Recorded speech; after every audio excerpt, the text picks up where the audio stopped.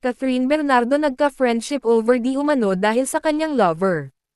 Nagkalamat umano ang relasyon ng mag-besties, na si Catherine at Trina Guitenco, simula nang manligaw si Mark Alcala, ang kasalukuyang alkalde ng Lucena City.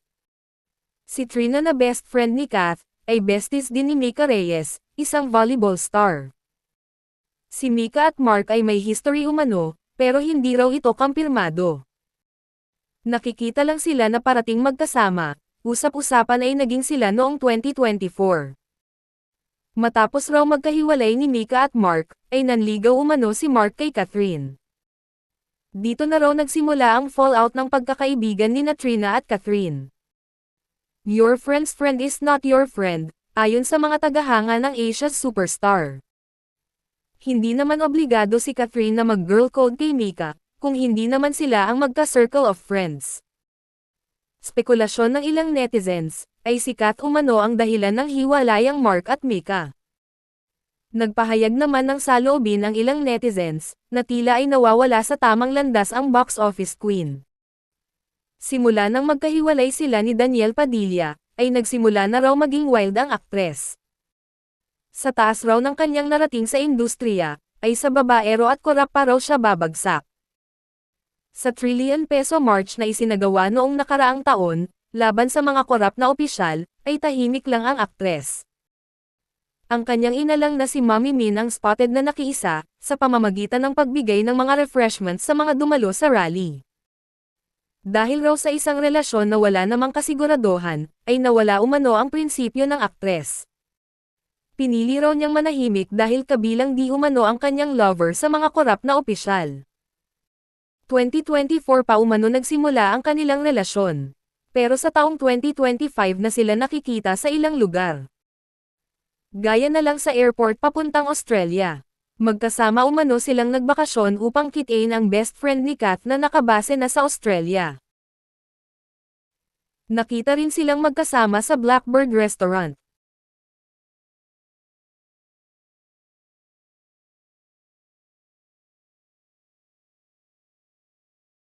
Namataan din ang pagkakapareho ng kanilang suot.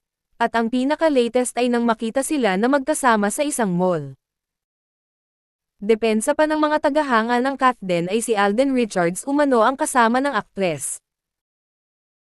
May mga soft launch na sa kanilang relasyon.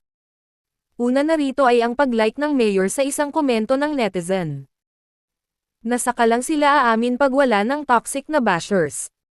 Sunod ay ang mga sightings sa kanila, at ngayon ay ang date nila sa isang mall.